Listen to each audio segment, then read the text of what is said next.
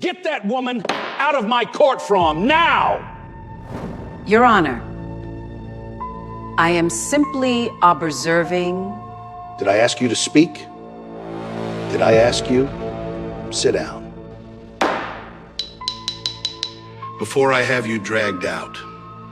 The law does not require your permission to be spoken, Your Honor.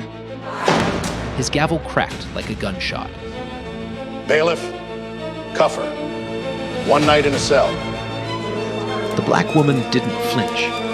She held out her wrists, steady, still. The bailiff locked the cuffs. The courtroom watched. No one said a word. She was booked, fingerprinted, and thrown into a holding cell overnight, all because she dared to speak in a courtroom that belonged to Judge Harold Whitfield. But this judge had just made the worst mistake of his 30-year career. He just didn't know it yet. Unbelievable! But here's the thing. This woman, she wasn't always powerful. Let me take you back to the beginning. Olivia Turner grew up in a place where courthouses meant trouble. She was raised in Cypress Row, a neighborhood on the south side of Birmingham, where the sidewalks cracked and the streetlights worked when they felt like it. Her mother, Ruth, cleaned offices for a living. 3 jobs, 6 days a week, hands rough from bleach and cold water. Ruth Turner never finished high school, but she could quote scripture from memory, and she never let her daughter leave the house without pressed clothes and a straight spine. You walk in like you belong, Ruth used to say, even when they tell you that you don't. Olivia listened. She was the only black girl in her honors classes at Jefferson High. The teachers mispronounced her last name for 4 years. She corrected them every single time. She graduated valedictorian. The principal shook her hand at the ceremony like he was doing her a favor. She went to law school on a full scholarship, the University of Virginia. She was one of 3 black students in her class. The others dropped out by 2nd year. Olivia stayed. She studied in the library until it closed, then studied in her car with a flashlight. She graduated top 5. 3 firms offered her positions before she'd even passed the bar. She turned them all down. Instead, she went home. Back to Birmingham. Back to the people who couldn't afford lawyers, who got bulldozed by a system that treated them like line items on a docket. She opened a 1-room office above a barber shop on 4th Street and took cases nobody else wanted. Wrongful evictions, racial profiling lawsuits, families torn apart by a bail system that punished poverty. She won more than she lost, and every win meant something, because her clients were people who had never won anything before. 25 years she did this. 25 years of walking into courtrooms where judges looked at her skin before they looked at her credentials. 25 years of being asked if she was the defendant, of being told to sit in the gallery when she belonged at the counsel table, of watching white attorneys with half her record get twice her respect. She never complained. She just kept winning. And then, 6 months ago, something happened that nobody in the Alabama legal establishment saw coming. Olivia Turner was elected head of the State Bar Association. First black woman. Ever. The vote wasn't close. She won by the widest margin in the organization's 140-year history. 300 attorneys wrote letters of support. The governor called personally to congratulate her. But Olivia didn't change. She didn't move to a corner office downtown. She didn't hire a driver or start wearing designer suits. She kept her same apartment, same car, same plain blazer she'd worn to 100 courtrooms before. Because Olivia believed something that most people in power forgot the moment they got it. The system only works when someone watches it from the inside. So she started visiting courthouses. Unannounced, no entourage, no cameras. She'd drive to small counties across the state, sign in as a court observer, sit in the back row and watch. She watched how judges treated defendants. She watched how public defenders were given 3 minutes to argue cases that deserved 3 hours. She watched who got mercy and who got the maximum.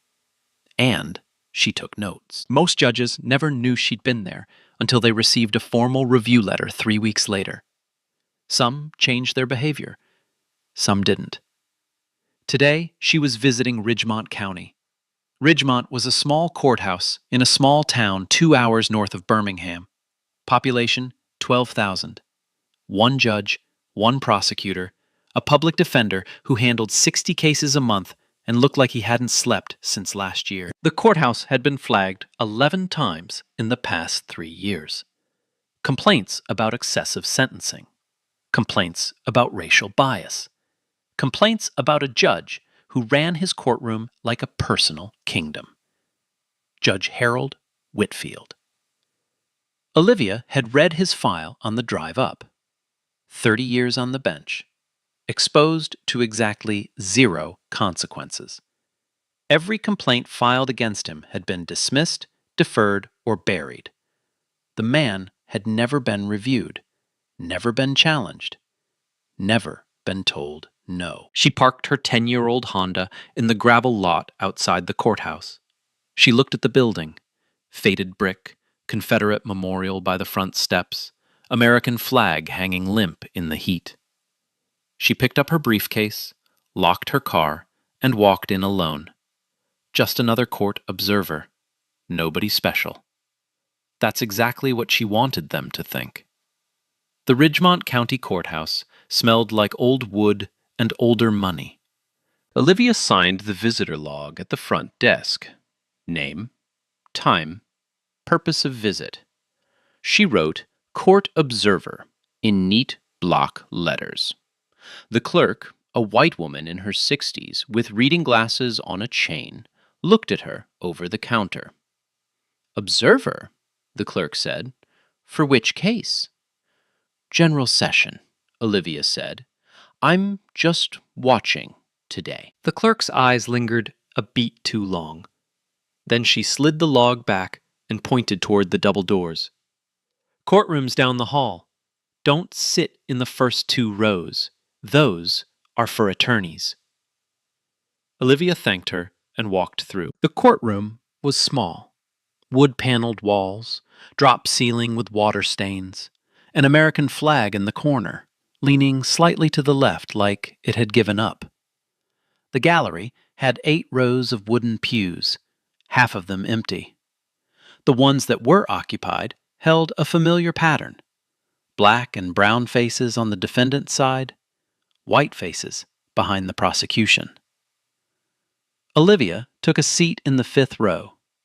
She set her briefcase on the floor, folded her hands, and waited. At 9:15, the side door opened. Judge Harold Whitfield walked in like he owned the building. And in Ridgemont, he basically did. He was 63 years old, broad-shouldered, with a thick neck, and a face that had been red for so long it had become its permanent color. His robe was pressed. His hair was combed back in silver waves. He wore a gold class ring on his right hand that he tapped against the bench when he was irritated, which was often. He sat down without looking at the gallery. The bailiff called the room to order. Whitfield didn't wait for the noise to settle before he started talking. First case, he said.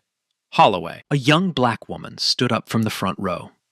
Denise Holloway, 26 years old, single mother. She wore a dress that was clean but not new, and her hands were shaking so badly she had to clasp them together to keep still. Her public defender, a thin white man named Garrett, who looked like he'd slept in his suit, stood beside her and opened a folder he'd clearly read for the first time 5 minutes ago. The case was simple. Denise owed $200 in back rent. Her landlord wanted eviction. Denise had proof of a partial payment and a letter from her employer confirming a raise that would cover the balance within 30 days. Garrett started to present the evidence. He got 3 sentences in. "Counselor," Whitfield interrupted, "I've read the filing. She owes the money.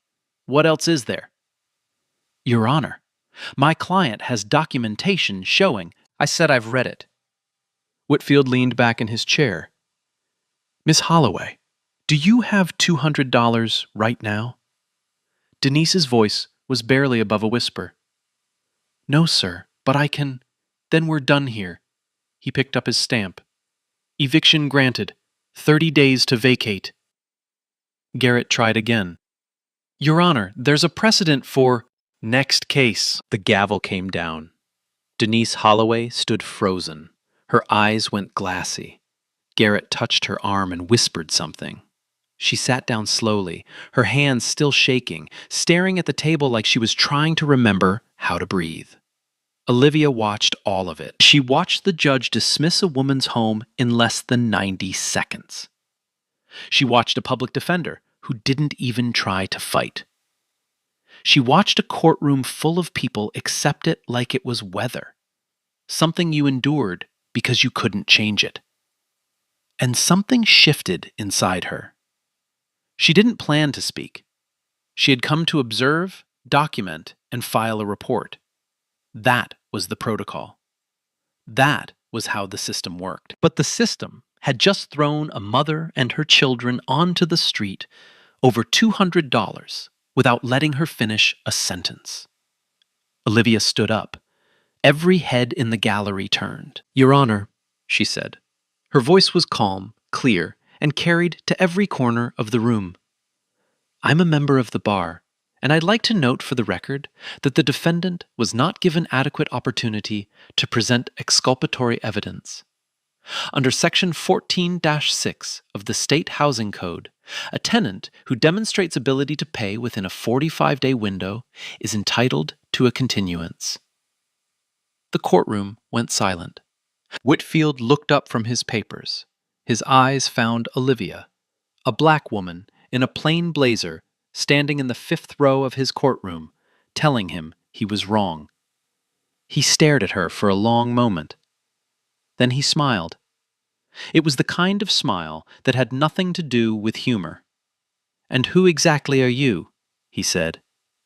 A court observer and a member of the state bar, Your Honor. A court observer. He repeated it slowly, tasting the words like something sour. He looked her up and down. The plain blazer, the flat shoes, the natural hair. He made his assessment in 2 seconds. Let me tell you something, sweetheart, he said, leaning forward. I've been on this bench since before you could spell courtroom. I don't need some woman wandering in off the street to tell me how to run my court. I'm not telling you how to run your court, Your Honor. I'm citing the law. The law. He almost laughed. You want to talk about the law? The law says I decide what happens in this room. The law says I can hold anyone in contempt who disrupts my proceedings. And right now, you're disrupting my proceedings. Due process is not a disruption, Your Honor. The room held its breath. Whitfield's smile disappeared. The gold ring tapped twice against the bench. His voice dropped low, the voice of a man who had never, in 30 years, been told he was wrong by someone who looked like her. Last chance, he said. Sit down, or I'll have you removed. Olivia didn't sit down. She stood exactly where she was, her hands at her sides, her eyes level with his. I respectfully decline, Your Honor. The record should reflect... Bailiff!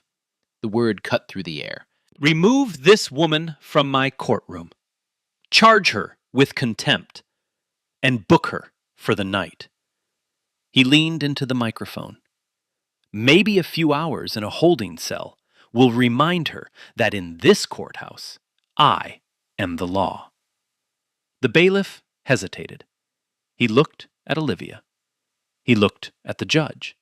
Then he walked toward her with handcuffs. Denise Holloway covered her mouth with both hands. Olivia didn't resist. She turned around, placed her wrists behind her back, and let the bailiff cuff her. As she was led past the gallery, she looked straight ahead. Not at the judge, not at the crowd. she looked at Denise Holloway and gave her the smallest nod. The message was clear. This isn't over. Are you serious right now? Imagine standing in a courtroom, citing actual law, and getting handcuffed for it. Not because you're wrong, because of how you look. 30 people watched. Nobody moved. That silence, that's the part that keeps me up at night. The hallway outside the courtroom smelled like floor wax and silence. The bailiff, a stocky man in his 40s named Harding, walked Olivia down a narrow corridor toward the processing room. His hand was on her elbow. Light grip, almost apologetic. He didn't speak for a long moment. Then, halfway down the hall, he did. "Ma'am, I'm sorry about this," he said. Low voice, eyes forward. I do what the judge tells me." Olivia looked at him. "I know," she said.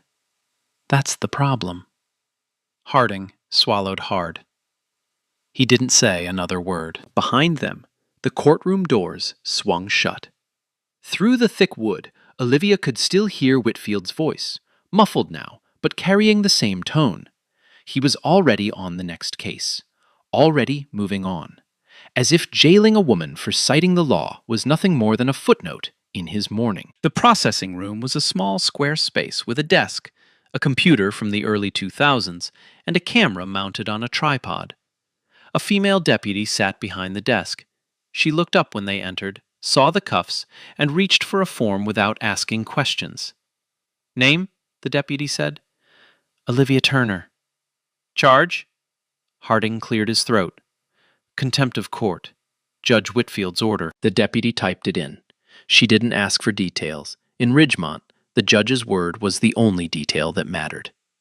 They took her belongings. One navy blazer, one briefcase, brown leather, scuffed at the corners. One cell phone, one set of car keys, Honda, one pair of reading glasses, one wallet containing a driver's license, 2 credit cards, and a business card that the deputy didn't bother to read. She placed each item in a clear plastic bag, labeled it, and sealed it shut. If she had flipped that business card over, she would have seen 4 words printed in small, clean type. State Bar Association. Chair. But she didn't flip it. Nobody in Ridgemont expected to find a title like that on a black woman in handcuffs. They fingerprinted her. The ink was cold. Olivia pressed each finger against the card with the precision of someone who had handled evidence 1,000 times before. The deputy watched her. Most people fumbled through this part, their hands trembling, their fingers slipping. Olivia's hands were steady, practiced, like she was signing documents, not being booked. They photographed her, front, side. The camera flash was harsh and white. Olivia stood with her chin level, her expression neutral, her eyes looking directly into the lens. Not defiant, not defeated, just present. As if she were sitting for a portrait she had agreed to.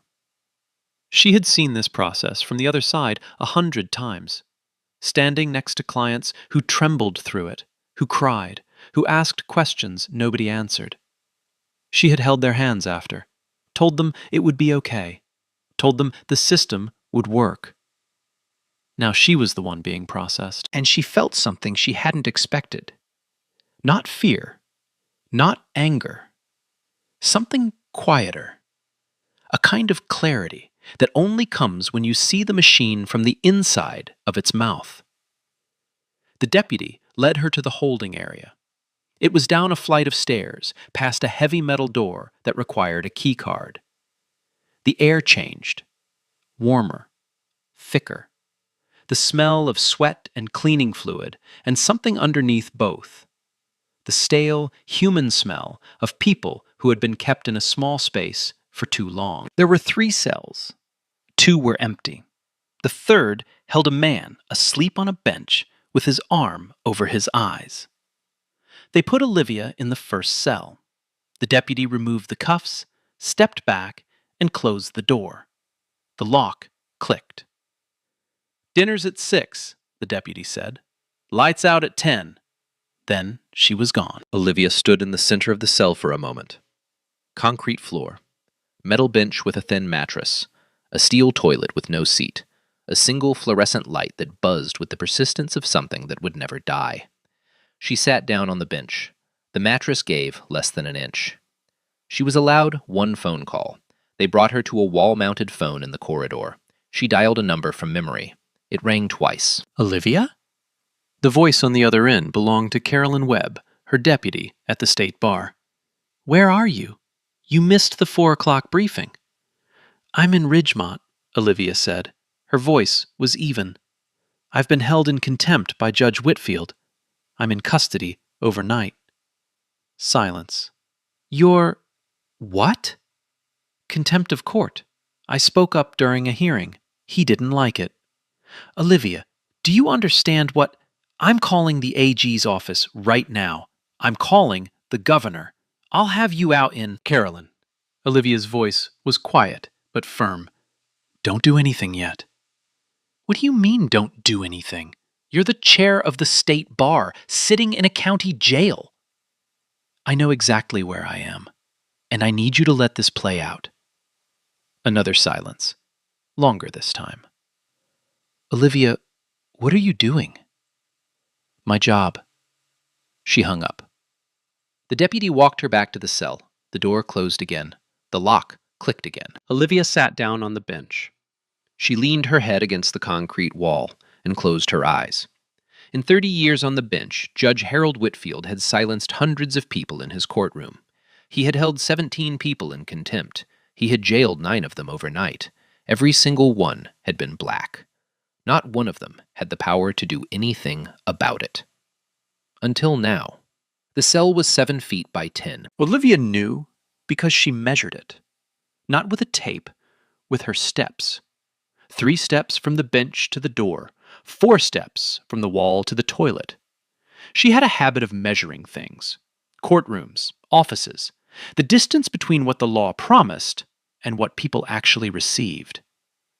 This was the smallest room she'd ever been locked inside. The fluorescent light above her head had no switch.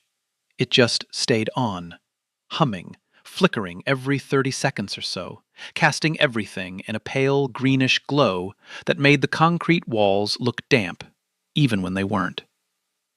She lay on the bench. The mattress smelled like industrial detergent and other people's sweat. The pillow was a folded blanket that offered about as much comfort as a stack of newspapers. At 6 o'clock, a guard brought dinner. A plastic tray slid through a slot in the door.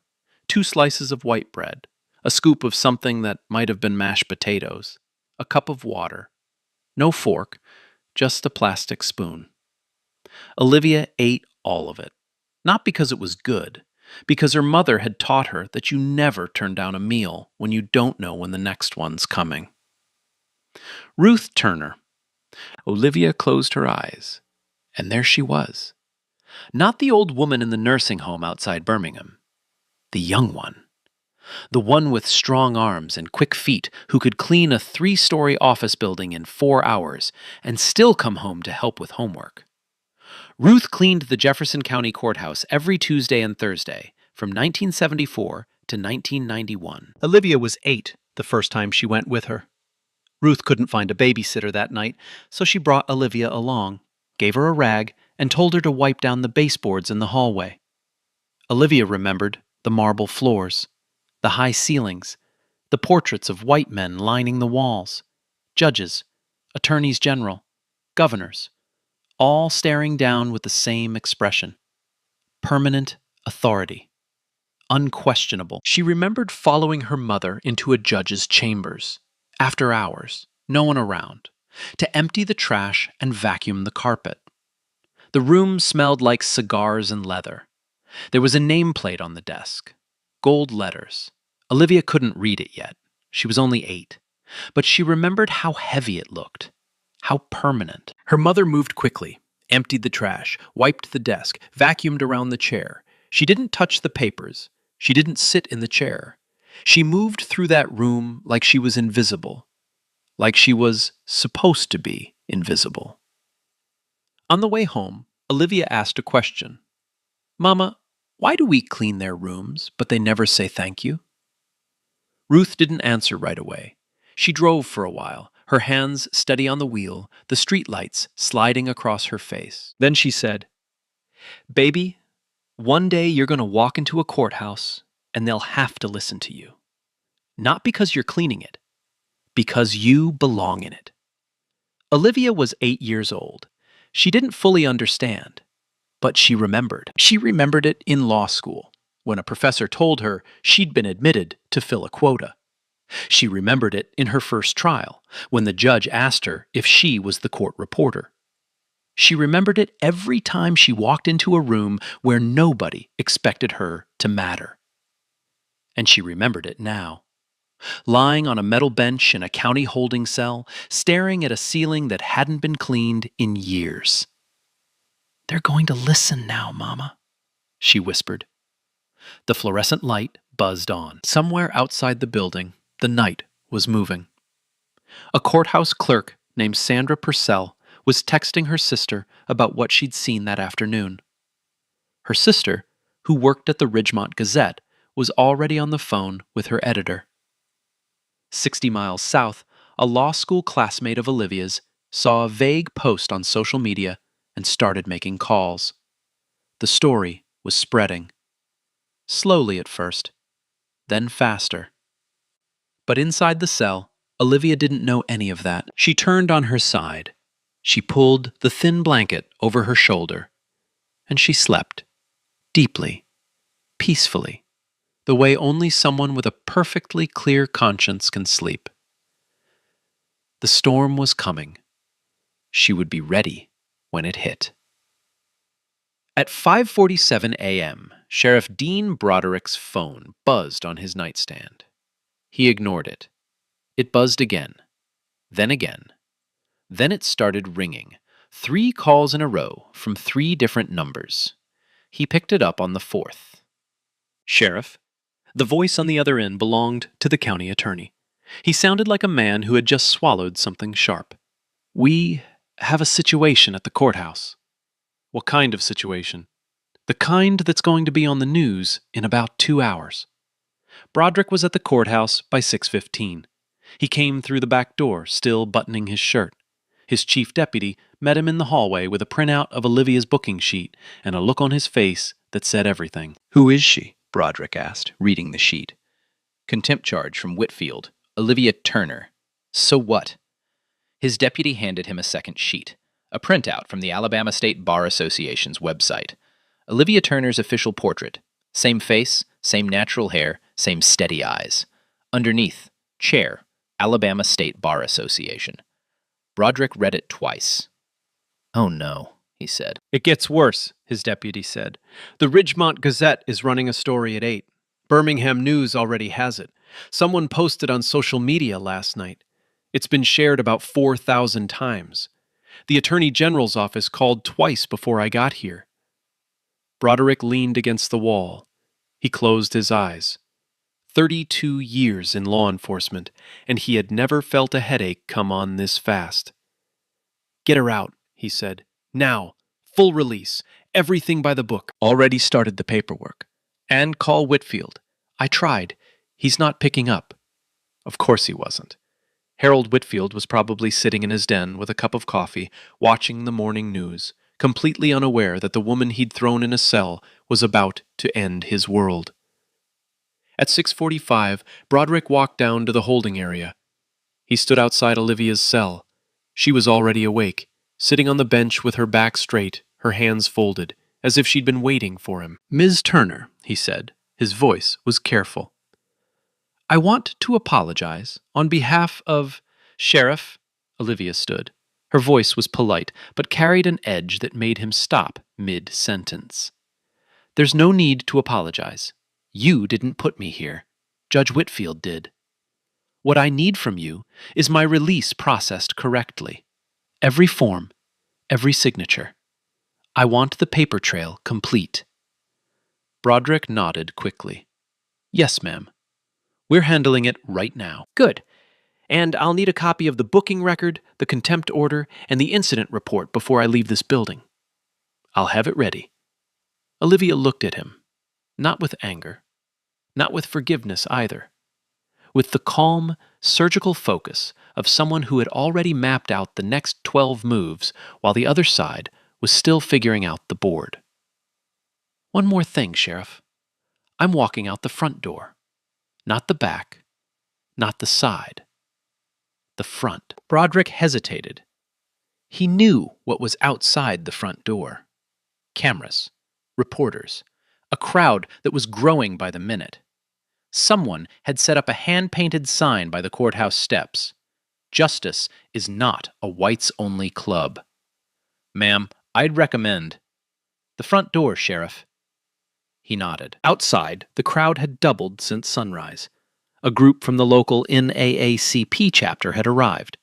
2 law school professors drove up from Birmingham.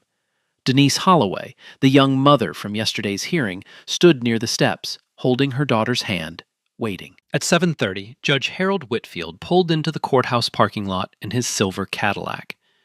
He noticed the news vans first. 2 of them. Then the people, a cluster of reporters with cameras and microphones gathered near the front steps. He frowned. In 30 years, the most exciting thing that had happened at Ridgemont Courthouse was a water main break. He walked past them without a word and entered through the side door. His clerk, a young man named Davis, was waiting in the hallway. His face was white.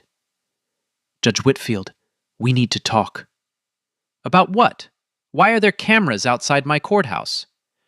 "It's about the woman you held in contempt yesterday." "What about her?" Whitfield hung his robe on the hook behind his office door. "She get the message?" "Judge," Davis swallowed, "her name is Olivia Turner."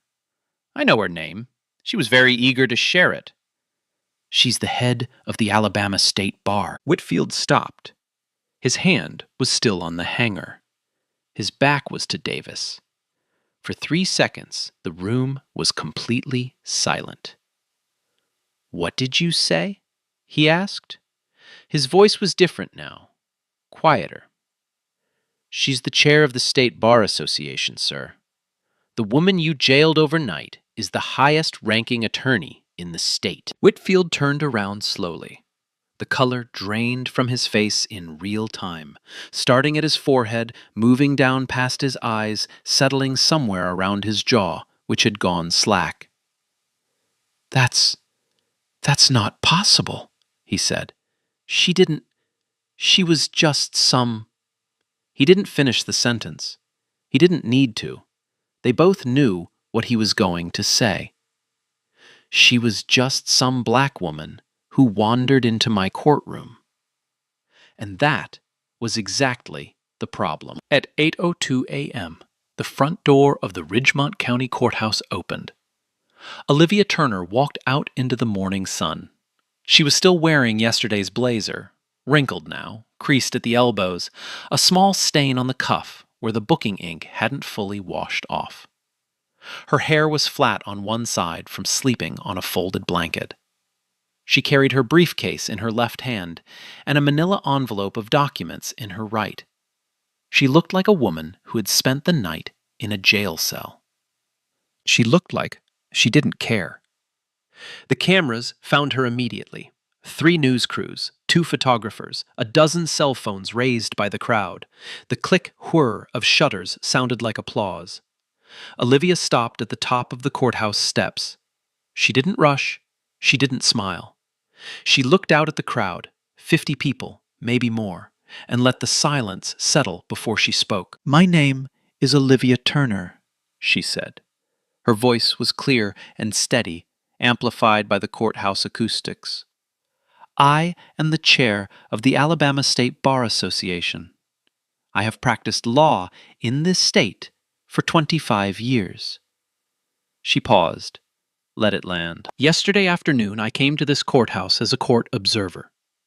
It is part of my responsibility as chair to visit courthouses across the state and assess the quality of justice being administered. During a hearing, I observed a defendant, a young mother, facing eviction over a $200 dispute, being denied her right to present evidence. I stood and cited the relevant statute. For that, I was held in contempt of court by Judge Harold Whitfield. I was handcuffed, booked, fingerprinted, and held in a county jail cell overnight. Another pause. The crowd was motionless. I want to be clear about something. Olivia's voice didn't rise. It didn't need to. Judge Whitfield didn't jail a state bar chair yesterday. He jailed a black woman. That's what he saw when he looked at me.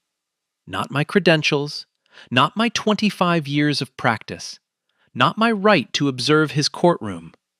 He saw a black woman who dared to speak, and he decided she needed to be taught a lesson.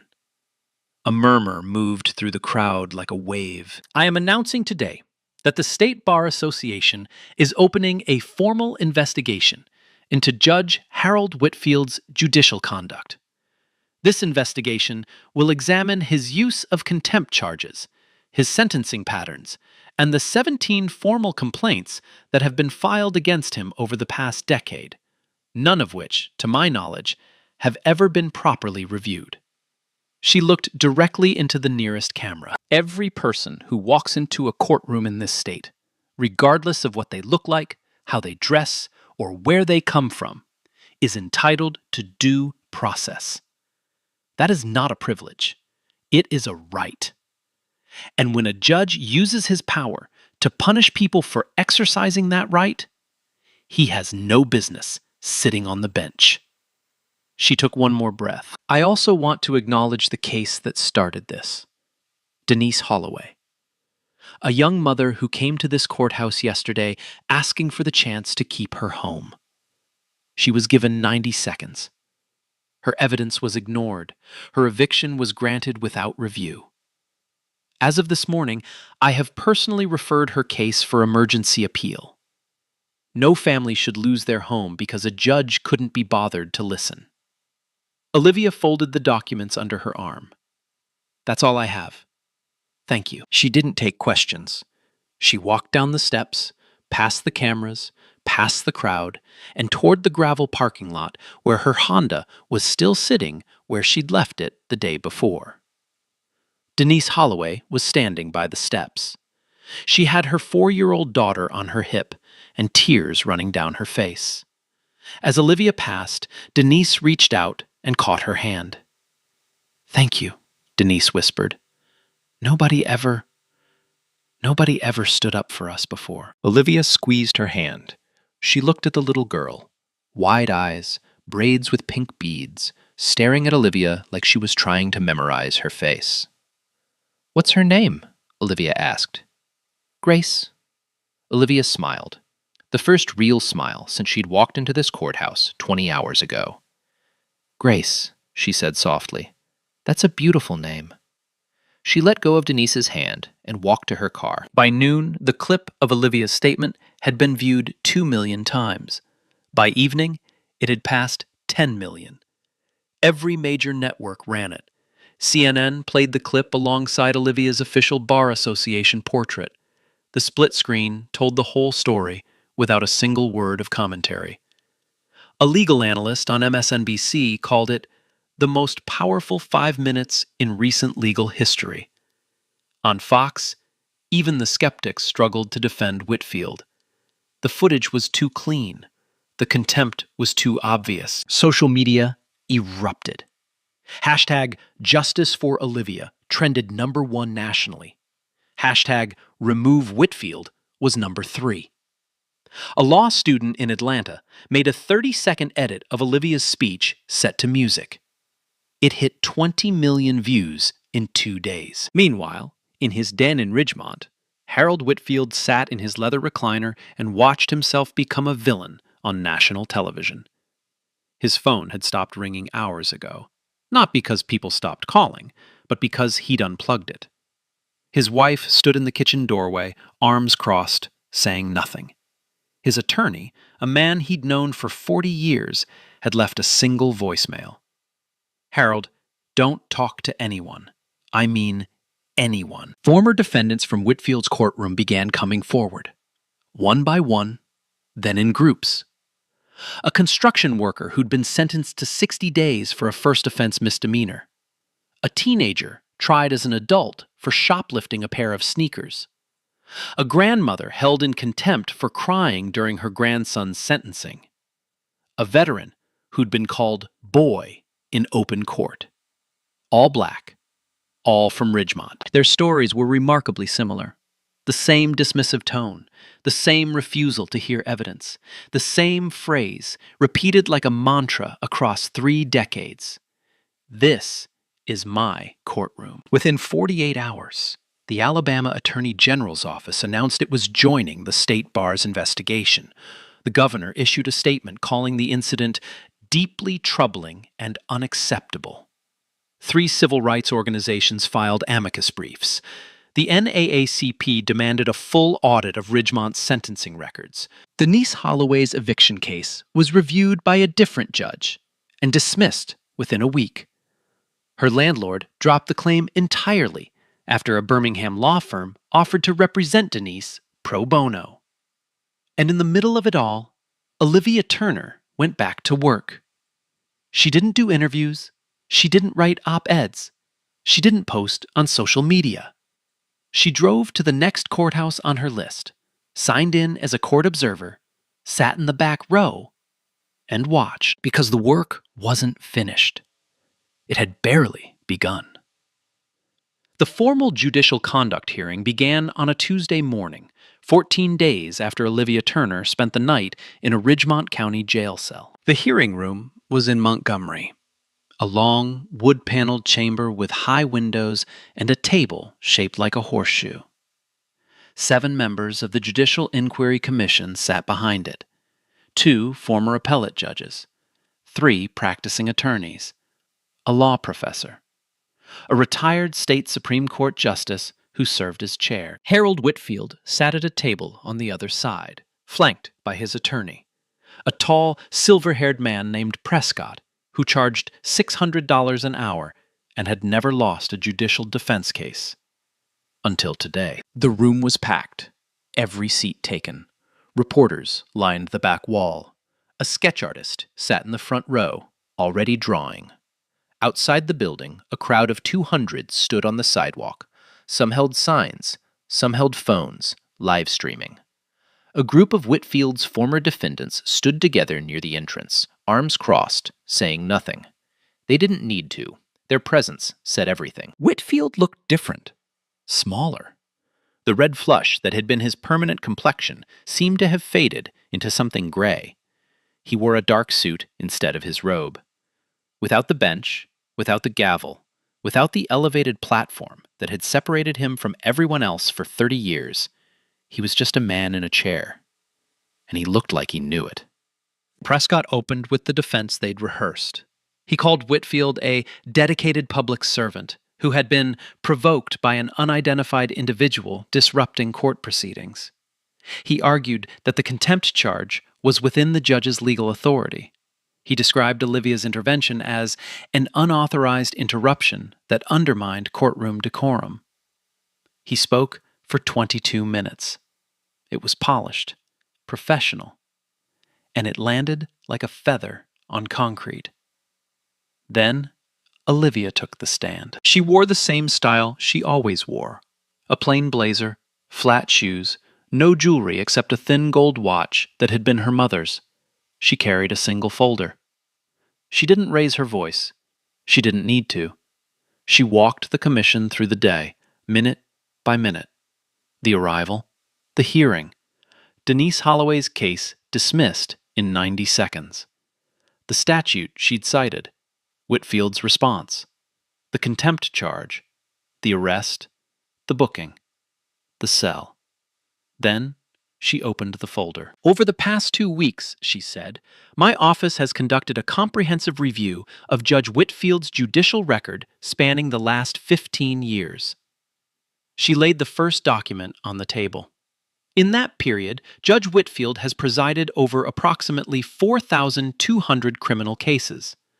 Of those, 61% involved black defendants, in a county where the black population is 23%.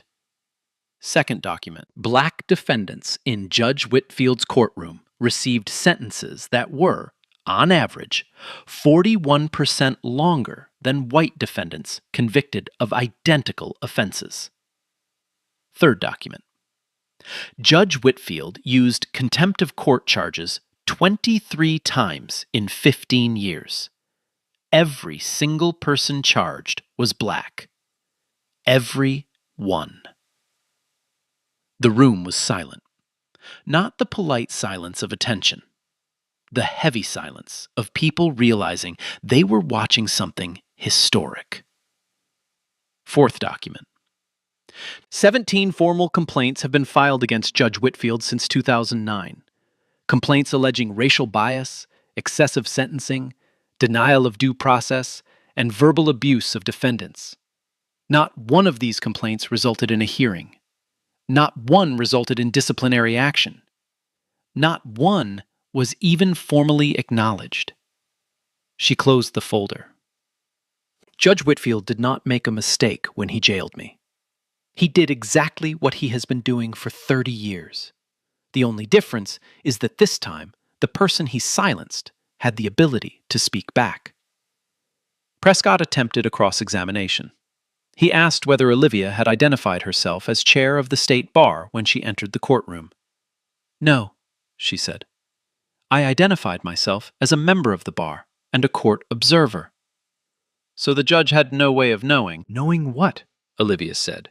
Her voice was still calm, but something in it shifted, a weight that hadn't been there before. That I mattered? That's exactly the point, counselor. Every person in that courtroom mattered. Denise Holloway mattered. The man who got 60 days for a first offense mattered. The grandmother who cried during her grandson's sentencing mattered. They all mattered. The only person in that room who didn't understand that was sitting behind the bench. Prescott had no follow-up. He sat down. The commission deliberated for less than 3 hours. The ruling was unanimous. Judge Harold Whitfield was permanently removed from the bench, effective immediately. His judicial pension was suspended pending further review. His law license was referred to the state bar for disciplinary proceedings. When the ruling was read, Whitfield sat motionless. His attorney whispered something in his ear. Whitfield didn't respond. He stared at the table in front of him. The same table, the same angle, the same view that thousands of defendants had stared at in his courtroom when they were waiting to hear their fate. For the first time in 30 years, he was on the other side. He left the hearing room through a side door. No statement, no press conference. A photographer caught him walking to his car, head down, shoulders hunched, his attorney holding an umbrella over him, even though it wasn't raining. The photo ran on the front page of every major newspaper in the state. The headline in the Birmingham News read, "The Judge Who Taught Himself a Lesson." Outside the hearing room, reporters asked Olivia for a comment. She gave them one sentence. "Today, the system worked. Tomorrow, we make sure it keeps working." Then she announced her next move. She would be drafting a bill, the Judicial Accountability Act. Mandatory bias training for every sitting judge. Anonymous complaint systems. Independent sentencing audits every 3 years. And a fast-track review process so that no complaint sits in a drawer for a decade while a judge keeps destroying lives. She didn't elaborate further. She walked to her car, set her briefcase on the passenger seat, and drove back to Birmingham. There was a courthouse in Selma she'd been meaning to visit. 6 months later, the Judicial Accountability Act passed the Alabama State Legislature. The vote was 31-4 in the Senate and 89-16 in the House. The governor signed it on a Friday afternoon in a ceremony that was broadcast live. Olivia Turner stood 3 feet behind him, hands folded, watching the pen move across the page. She didn't smile for the cameras. She smiled when it was over, quietly, as she walked back to her car. The act changed 3 things immediately. Every sitting judge in the state was now subject to mandatory bias review every 3 years. A new anonymous complaint portal went live, and in its first month, it received over 300 submissions from 31 counties. A fast-track disciplinary panel was created to review complaints within 90 days, not 90 months. 12 judges were flagged in the first review cycle. 4 resigned before their hearings began. Harold Whitfield was not among them. He had already been removed. His law license was permanently revoked 6 weeks after the hearing. The last anyone heard, he had moved to a small town in Florida. He did not practice law. He did not give interviews. He did not attend his own retirement dinner because no one organized one. In Ridgemont, things changed slowly, the way they always do in small towns. A new judge was appointed, a younger woman named Catherine Stokes, the first black judge in the county's history. She kept a framed copy of the Judicial Accountability Act on her office wall. Denise Holloway kept her apartment. She got the raise her employer had promised. Her daughter, Grace, started kindergarten in the fall. On the first day of school, Denise packed Grace's lunch in a brown bag and wrote a note inside. "You belong here." Olivia visited Denise once, 3 months after everything. They sat on Denise's porch while Grace drew with chalk on the sidewalk. "I keep thinking about that day," Denise said. "You standing up. Everyone else just sitting there." I almost didn't stand, Olivia said. Denise looked at her. "Really? "Really? I came to observe. That was the job. But then I watched him dismiss your case in 90 seconds, and I thought about my mother. She used to clean courthouses. She told me that one day people in courtrooms would have to listen to me." Olivia paused. "I think she meant people like you, too." They sat in silence for a while. Grace drew a sun with 7 rays and asked her mother to count them. Olivia drove home that evening on the same highway she'd taken to Ridgemont 6 months earlier. The sun was going down, the same fields, the same billboards, the same stretch of Alabama that had been arguing with itself about justice since before she was born. She pulled into her apartment complex. Same parking spot, same 10-year-old Honda. Her phone buzzed. A message from Carolyn Webb. "New complaints from Perry County. 3 judges. Want me to schedule site visits?" Olivia typed back 2 words. "Book them." She locked her car, walked up the stairs, and went inside. Tomorrow, she'd visit another courthouse, another small town, another back row. Because Olivia Turner didn't do this work to be seen. She did it so that one day, she wouldn't have to. Have you ever witnessed someone in power abuse it, and no one said a word? Drop it in the comments. And if this story made you feel something, share it with someone who needs to hear it.